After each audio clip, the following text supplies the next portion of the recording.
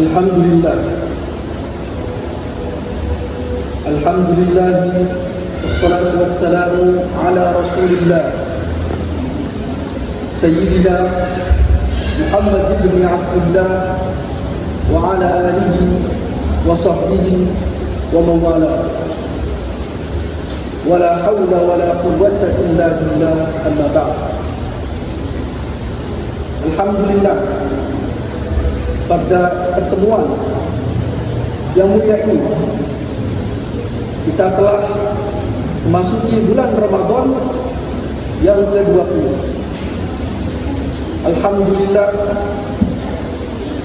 kita diberikan taufik dan hidayah oleh Allah Subhanahu wa taala menuntaskan puasa di hari-hari sebelumnya. Kita berharap agar di hari berikutnya kita tetap diberikan oleh Allah Subhanahu wa taala kekuatan dan taufiknya. Allahumma amin. Allahumma amin. Bapak-bapak, adik-adik dan ibu-ibu sekalian, pernahkah kita berpikir mengapa Allah Subhanahu wa taala memberikan kenikmatan kita berupa ibadah puasa? Padahal kita ketahui di dalam Al-Quran, puasa bukanlah ibadah yang hanya dimiliki oleh umat Islam, melainkan juga dimiliki oleh umat-umat sebelum Nabi Muhammad sallallahu alaihi wasallam. Allah Ta'ala berfirman, Ya ayyuhalladzina amanu kutiba alaikumus syiyam kama kutiba alal ladzina min qablikum la'allakum tattaqun. Wahai orang-orang yang beriman, diwajibkan atas kalian puasa sebagaimana diwajibkan atas umat-umat sebelum kalian agar kalian bertakwa. Artinya puasa bukan hanya milik umat Islam. Sebelum umat Islam, sebelum umat Nabi Muhammad sallallahu alaihi wasallam, mereka juga mengenal puasa. Maka agama-agama yang lain juga mengenal puasa. Di Kristen saya mendengar juga ada puasa, beda versinya, beda. Di Yahudi juga demikian.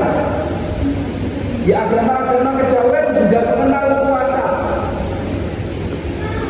Namun mengapa ibadah yang mulia ini tidak spesial hanya umatnya Nabi Muhammad?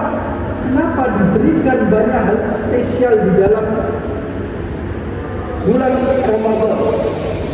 Nuzulul Quran ada di bulan Ramadan, Lailatul Qadar ada di bulan Ramadan, perang Badar, tentaranya Rasul sallallahu alaihi wasallam mengalahkan tentaranya orang-orang kafir, dan ini adalah perang pertama dalam catatan sejarah antara umat Islam dengan orang-orang musyrik. Itu juga terjadi pada bulan Ramadan. Mengapa? Karena sebenarnya ibadah puasa adalah ibadah yang tidak seperti ibadah yang lainnya. Bapak-bapak dan ibu sekalian, coba kita bandingkan puasa dengan ibadah yang lainnya. Misalnya sholat. Ada orang mengatakan saya sudah sholat, tapi ternyata dicek dia belum sholat. 5 waktu nggak kelihatan, sholat di rumah nggak kelihatan, sholat di masjid, berarti dia belum sholat. Terlihat. Kita bandingkan dengan zakat misalnya.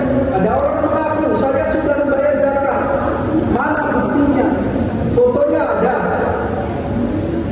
Bisa dibuktikan. Tapi puasa tidak bisa dibuktikan. Ada orang tidak makan mulai dari subuh sampai maghrib, tidak berniat makan sama sekali. Kita mengira dia adalah puasa. Siapa yang tahu ternyata dia tidak punya uang. Siapa yang tahu dia orang non-muslim. Jadi bentuknya orang puasa dengan orang tidak berpuasa itu sama. Sama-sama tidak makan. Tapi yang satunya puasa, yang satunya tidak. Ya kan?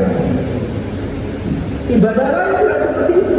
Makanya di dalam hadis Rasul Sallallahu Alaihi Wasallam, Muhammad melalui hadis Qudsi memberikan informasi yang luar biasa. Ini penting. Tidak ada satupun ibadah yang diberikan pahala oleh Allah Subhanahu Wa Taala melebihi pahalanya puasa. Rasul mengatakan di dalam hadis Qudsi, Allah mengatakan wa ana ajibi, saya membalasnya langsung. Tidak ada satupun ibadah di antara ibadahnya umat Nabi Muhammad Sallallahu Alaihi Wasallam yang diberi jaminan Allah sendiri yang membalasnya. Mengapa? Karena ibadah puasa adalah ibadah keikhlasan. Orang tidak melihat dulu, orang tuamu tidak bisa membuktikan kamu puasa atau tidak, gurumu tidak, semua orang tidak. Tapi yang mengetahui hanya Allah. Bisa jadi dia tidak makan, tidak minum, ternyata dia tidak niat berpuasa, atau dia ternyata syaratnya salah, maka tidak dianggap puasa. Karena ibadah ini luar biasa, mengetes keikhlasan seorang mukmin terhadap Allah Subhanahu Wa Taala, makanya Allah memberi balasan wa ana azihi, saya yang membalasnya. Ini adalah keistimewaan puasa yang penting untuk kita ketahui, bahwa kita perlu menyadari di dalam diri kita seluruhnya bahwa apa yang kita lakukan pada hari ini, besok hari, sampai hari terakhir bulan Ramadan adalah ibadah yang tidak seperti ibadah yang lainnya. Imam Al-Ghazali, Imam Ibnu Arabi mengatakan sangat unik sekali, sebagaimana Allah Subhanahu Wa Taala itu laisa kamitslihi syai', tidak serupa dengan apapun, maka puasa juga diberikan keistimewaan merupakan ibadah yang tidak serupa dengan apapun, tidak serupa, laisa kamitslihi syai', tidak ada apapun ibadah yang serupa dengan puasa. Itu yang pertama. Coba kita lihat lagi poin berikutnya. Yang kedua, sebenarnya yang menarik dari puasa adalah kita melakukan ibadahnya malaikat. Coba lihat di dalam Al-Quran, di dalam hadis keterangan, di antaranya sifat malaikat apa bu? La ya'sunallah ma amaruhum wa yaf'aluna ma yu'marun. Tidak melanggar perintah. Setiap diperintah menjalankan. Yang pertama, karakternya malaikat. Selain itu, malaikat apa? Malaikat tidak makan, malaikat tidak minum. Malaikat tidak makan, tidak minum. Kebiasaan manusia normal makan dan minum. Kita bisa hidup, tumbuh dengan baik. Ketika lahir, diberikan makanan yang sehat oleh orang tua kita. Makan, minum merupakan sesuatu yang penting bagi tubuh. Tapi mengapa kita disyariatkan oleh Allah malah justru nggak makan, malah justru nggak minum, malah itu menyerupai ibadahnya malaikat, biasaannya malaikat tidak makan dan minum. Itulah rahasia kedua, wa ana azibi. Poin yang ketiga, mengapa puasa itu istimewa? Para ulama mengatakan, Imam Al-Ghazali, Imam Al-Razi, Imam Ad-Dawani mengatakan bahwa puasa itu mendidik ruh, bukan mengembangkan tubuh. Manusia, bapak-bapak dan ibu sekalian, itu bukan seonggok daging saja, bukan tubuh, bukan itu aja. Kalau ada orang mengatakan manusia ya hanya tubuh kita ketika sudah mati hancur di kuburan, maka dia orang yang kafir, tidak percaya kehidupan setelah kematian, tidak percaya akhirat. Namun manusia pada hakikatnya unsurnya adalah unsur fisik, unsur ruh, yaitu yang non fisik. Melatih tubuh kita dengan cara olahraga, menguatkannya dengan cara makan makanan yang bergizi. Namun unsur satu dari manusia belum tercover. Apa itu? Kita perlu mendidik rohani kita. Padahal Allah di dalam Al-Quran mengatakan, alhamaha fujuraha wa taqwaha.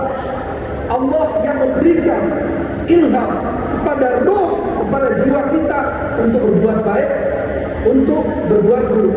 Artinya apa? Bapak-bapak dan ibu sekalian, ada orang baik yang pertama kali baik itu badannya apa ruhnya? Ruhnya. Ada orang baik, ada orang pinter. Yang pertama kali baik dan pinter, penggeraknya adalah ruhnya. Ada orang koruptor, ada orang jahat, penjahat. Yang buruk pertama kali bukan tubuhnya tapi ruhnya. Penggerak kita seluruhnya adalah ruhnya, adalah jiwa kita. Karena itu Islam sebagai agama yang sempurna mendidik manusia dari segi fisik juga dari segi rohani. Pendidikan rohani adalah dengan puasa. Kalau makanan tubuh adalah makanan fisik, makanan ruh adalah latihan-latihan menghindari hal-hal yang fisik, mengurangi jatah makan, meminimalisir makanan minuman sehingga kita sedikit menyerupai dengan malaikat. Karena itu nanti akan mulai meningkat. Bapak-bapak dan ibu sekalian, coba kita rasakan setiap kita puasa bagaimana apa yang kita rasakan.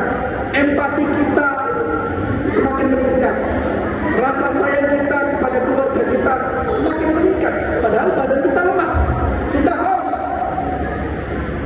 Kemudian kita lebih sayang kepada keluarga, lebih dermawan kepada tetangga. Pikiran lebih jernih meskipun lemas. Karena unsur yang bermain di dalam puasa adalah rohani, jiwa. Itu yang dididik selama puasa. Ya. Karena itu yang penting sebagai strategi, misalnya kalau kita hadapkan dengan pembangunan masyarakat, pembangunan negara, kita tahu negara adalah kumpulan rakyat, tidak ada satupun negara tanpa rakyat. Betul. Ya. Negara adalah rakyat. Rakyat adalah kumpulan keluarga. Tidak ada rakyat tanpa adanya keluarga. Kemudian kumpulan keluarga adalah kumpulan individu-individu. Artinya apa? Dengan cara kita mendidik satu persatu, diri kita terlebih dahulu, kemudian keluarga kita, kemudian tetangga kita, maka akan menjadi baik seluruh bangsa, seluruh negara. Karena itulah pendidikan puasa bukan sekedar menahan lapar dan haus, beberapa hal yang tidak bisa saya sebutkan di sini. Wallahu a'lam bishawab. Assalamualaikum warahmatullahi wabarakatuh.